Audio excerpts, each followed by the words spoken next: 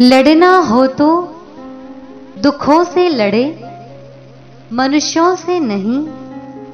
यदि आप दुखों से लड़कर उन्हें जीतना सीख ले तो आनंद से जीवन को जी पाएंगे।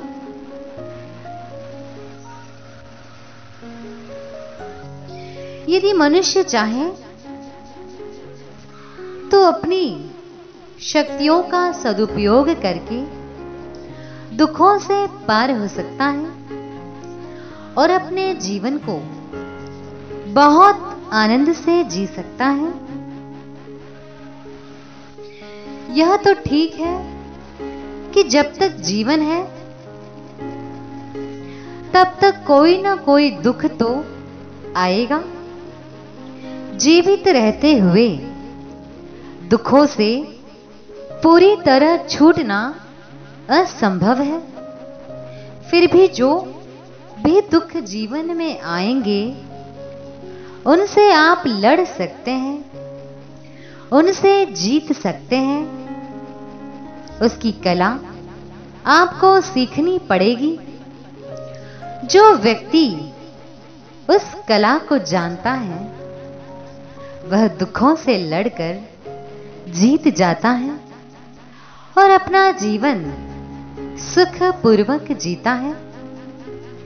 जो व्यक्ति इस कला को नहीं सीखता या नहीं समझता वह व्यक्ति दुखों से नहीं लड़ पाता। वह दुखों से दबा रहता है। वह स्वयं दुखी होता रहता है तथा दूसरों को भी दुख देता रहता है। ऐसे व्यक्ति का जीवन सफल जीवन नहीं माना जाता। संसार में जो लोग आपको सुखी दिखाई देते हैं, प्रसन्न दिखाई देते हैं, आनंदित दिखाई देते हैं, प्रफुल्लित दिखाई देते हैं, ऐसा नहीं है कि उनके जीवन में दुख नहीं आते हैं। दुख तो सबके जीवन में आते हैं, परंतु ऐसे लोग दुखों से लड़ना जानते हैं और वे दुखों को जीत जाते हैं। इसीलिए उनके जीवन में आनंद, प्रसन्नता, उत्साह, निर्भयता आदि लक्षण दिखाई देते हैं। ऐसे लोगों से प्रेरणा लेकर आप भी दुखों से लड़ना सीखें।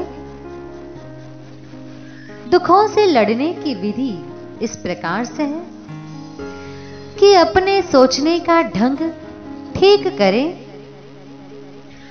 ऐसा ना सोचे कि जीवन में दुख नहीं आएगा। यह सोचे कि दुख तो आएगा परंतु हम उसका उपाय पहले से ही तैयार रखें। जैसे कि फॉर एग्जाम्पल भूख लगेगी तो भोजन का प्रबंध पहले से करें।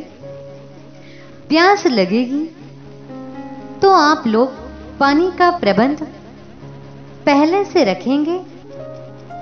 बीमारी आएगी तो दवाई, चिकित्सा, डॉक्टर का प्रबंध पहले से तैयार रखेंगे। इस प्रकार से सभी दुखों के आने से पहले ही उनसे युद्ध की तैयारी रखें और जब वह दुख आए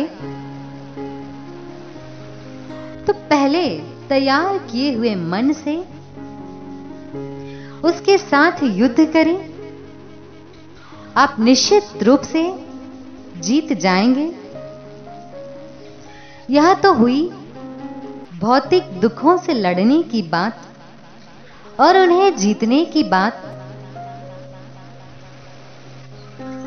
अब दूसरी बात यह है कि जब दूसरे मनुष्य या अन्य पशु पक्षी प्राणी आदि आपके साथ दुर्व्यवहार करें या कोई व्यक्ति आप पर झूठा आरोप लगाए, आपको यदि परेशान करे या आपकी कोई वस्तु छीन ले या संपत्ति छीन ले, उस समय आपको कैसे सोचना है? चोर, डाकू या अन्य दुष्ट लोगों से तथा पशु पक्षियों के आक्रमण से भी सुरक्षा का प्रबंध पहले से तैयार रखें। दुष्टों से सावधान रहें। प्रत्येक व्यक्ति का व्यवहार में अपनी बुद्धि से उसका परीक्षण करें कि उसकी नीयत कैसी है, उसके भाव कैसे हैं, अगला क्या करना चाहता है। इस बात को जानने का प्रयास करें।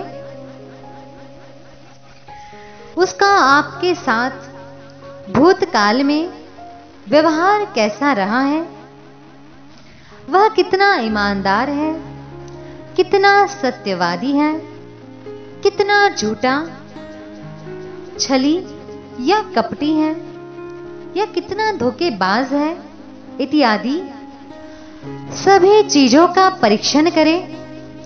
जो आपका पिछला अनुभव हो, यदि उसी के आधार पर उससे आगे व्यवहार करें तो आप सावधान रहेंगे और अनेक आपत्तियों से बच जाएंगे, उन दुखों से जीत जाएंगे जो कि आपके जीवन में संभवतः आने वाले थे या आ सकते थे।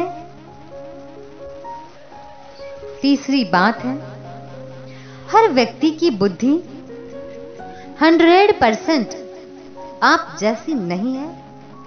इस कारण से वह आपकी सब बातों को नहीं समझ पाएगा। जब तक वह समझ ही नहीं पाएगा तो आपकी बात को स्वीकार कैसे करेगा?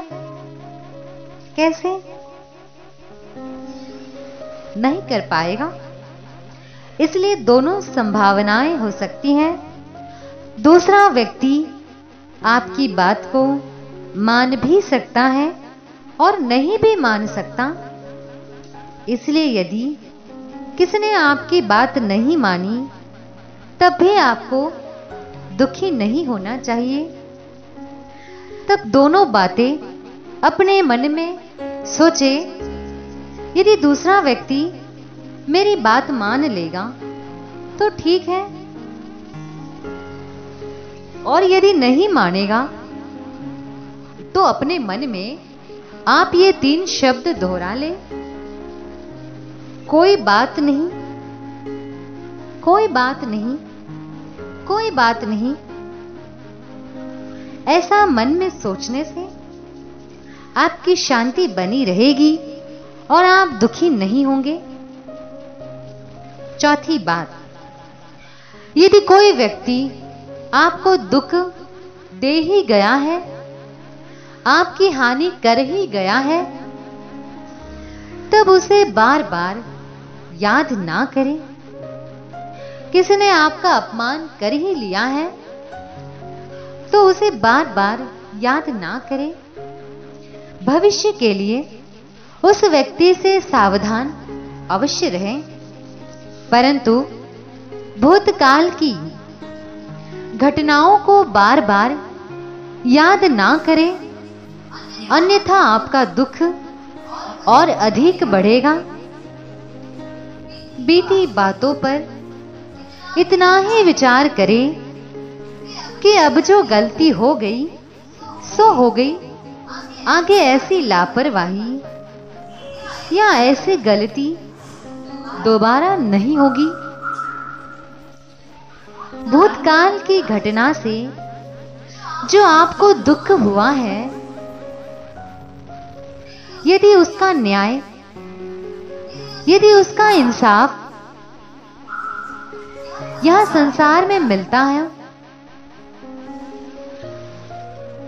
मिलने की संभावना हो, सुविधा से मिलता हो, तो उससे न्याय प्राप्त करने की अवश्य कोशिश करें। और प्रयत्न करने के बाद भी यदि न्याय नहीं मिलता हो तो बार बार उसे याद करके दुखी ना बने, तब उसे ईश्वर के न्याय पर छोड़ दे। समय आने पर ईश्वर न्याय करेगा। जिसने आपको सताया है या दुख पहुंचाया है, तकलीफ दी है, तो ऐसे व्यक्ति को निश्चित रूप से दंड अवश्य मिलेगा। जो कर्म किए हैं उसका फल तो जरूर मिलेगा। जो उसने आपकी हानि की है, उस हानि की पूर्ति एक दिन जरूर होगी।